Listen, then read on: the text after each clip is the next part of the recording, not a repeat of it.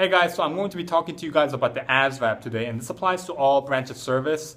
And you might think, Asvab is a score that you get, you go to METH, you take the test, and then you come out and you pick your job within the Navy. However, there's more to it than that. Okay, so I'm going to be covering just about 3 topics with that. So number 1, Asvab actually determines your award eligibility. So if you ever look at your branch of services graduation video, there's tons of different graduation videos out there.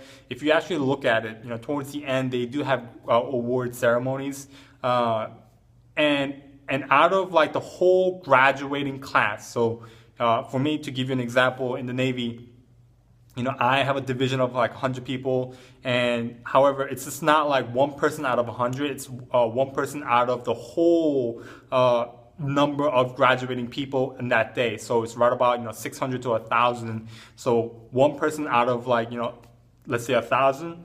Whoever has the highest ASVAB. So ASVAB is obviously the highest is a 99, and whoever has the best scores on their tests, which is usually a perfect all the time, so they will get it. So if you have like 70 and you get perfect in all the tests, the person who has 99 is going to get it, whoever has like the highest. So usually it's always going to be 99, because out of 1,000 people, there's always going to be someone who has a perfect score, like the nukes, okay?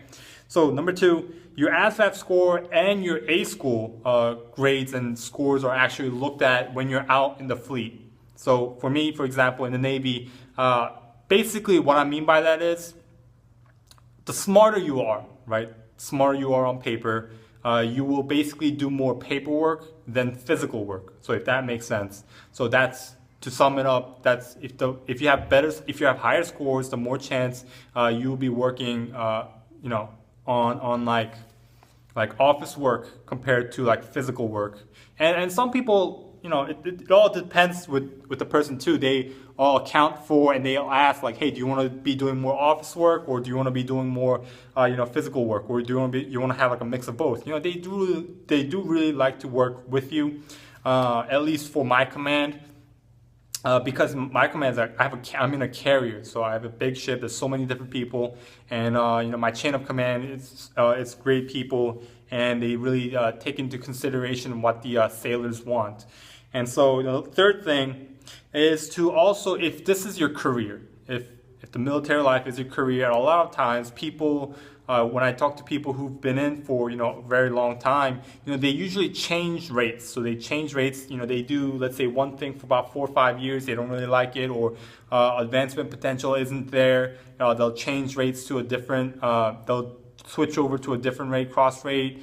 But your ASVAB score needs to be there too. So if the military life is your career, I do highly recommend you get the highest score possible. Now, how do you do that? So you'll take it once, and you can only take it again exactly a month later. So let's say you took it June 1st. Now you had to take it again exactly like July 1st. Okay, so it's not like you can take it, non-stop for each month. It's not how it works. I believe, from what I know so far, you only get 2 shots. So make sure before you take your ASVAB, make sure you put a good amount of time studying for it.